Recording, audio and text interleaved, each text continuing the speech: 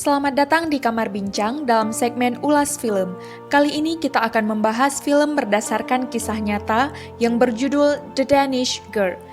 Pada pertengahan tahun 1926 di Copenhagen, seniman potret Gerda Wegner meminta suaminya, seorang seniman pemandangan yang terkenal, yaitu Einar Wegner, untuk menjadi model wanita, karena model wanita sebelumnya membatalkan janji temu untuk berpose dalam sebuah lukisan yang sedang dilukis Gerda. Saat sedang dilukis, Einar merasa aneh dengan posenya, hingga seorang wanita datang dan memberinya nama Lily. Suatu hari, Gerda dan Einar menghadiri sebuah pesta. Namun yang berbeda, di sana Einar tidak hadir sebagai dirinya sendiri, tapi dia menyamar menjadi Lily dan mengaku sebagai sepupu Einar. Dia tampil sebagai wanita yang cantik, sehingga tidak sedikit pria yang tertarik padanya. Awalnya, ia menolak pria yang mencoba mendekatinya, hingga ia terbawa suasana dan di tengah perbincangan, pria itu pun menciumnya. Kejadian itu disaksikan oleh Gerda, dan tentu saja dia sangat terkejut. Saat itu, Einar yang menyamar menjadi Lily merasa sangat takut hingga ia mimisan, dan Gerda segera membawanya pulang. Gerda merasa kecewa atas kejadian itu, tapi Einar bilang ada saatnya dia nyaman menjadi Lily. Namun Gerda memperjelas bahwa Lily hanyalah hayalan yang mereka buat, dan Lily tidak benar-benar ada. Einar justru semakin sering menemui pria yang pernah ditemuinya di pesta waktu itu. Melihat perilaku Einar yang semakin janggal, Gerda mengajak suaminya menemui seorang dokter. Dokter mengatakan bahwa kejiwaan Einar dalam kondisi yang tidak normal. Gerda tetap yakin bahwa suaminya bisa kembali seperti semula. Ia pergi mengunjungi sahabat masa kecil Einar bernama Hans. Dia menceritakan masalahnya dan meminta bantuan pada Hans.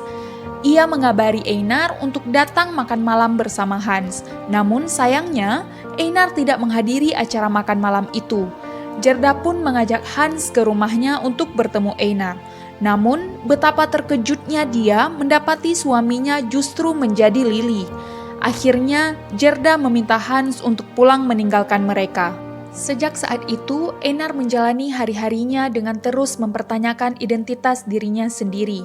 Hingga suatu hari, Einar dan Gerda menemui seorang dokter yang pernah menangani kasus serupa. Dokter mengatakan bahwa dia bisa berusaha mengubah Einar menjadi wanita seutuhnya dengan mengubah kelaminnya.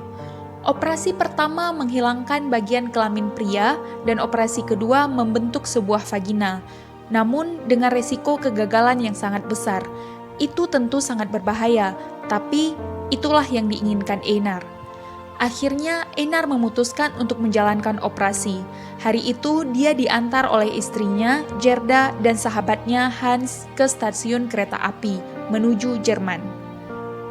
Karena tidak tega melihat suaminya, akhirnya Gerda memutuskan untuk menyusul Einar dan menemaninya hingga operasi berhasil, dan akhirnya mereka kembali ke Denmark. Beberapa minggu berlalu pasca operasi. Saat Einar merasa dirinya sudah cukup kuat, dia memutuskan untuk kembali ke Jerman melakukan operasi kedua. Gerda mencegahnya karena menurutnya Einar belum cukup kuat, tapi Einar tetap bersikeras dengan keputusannya. Akhirnya, Gerda ikut menemani Einar menjalankan operasi keduanya. Tetapi, sesaat setelah operasi, keadaannya semakin memburuk. Dia kehilangan banyak darah dan demam tinggi. Tapi Gerda terus menemaninya sepanjang malam. Keesokan harinya, Einar mengatakan bahwa dia ingin duduk di taman. Di sana dia berkata kepada Gerda, "Semalam aku bermimpi hal yang sangat indah. Aku bermimpi aku masih bayi di pangkuan ibuku. Dia melihat ke arahku dan memanggilku Lily." Lalu Gerda pun memanggilnya Lily. Setelah itu senyum Einar memudar, matanya menutup perlahan, dia juga melepaskan genggaman tangan istrinya.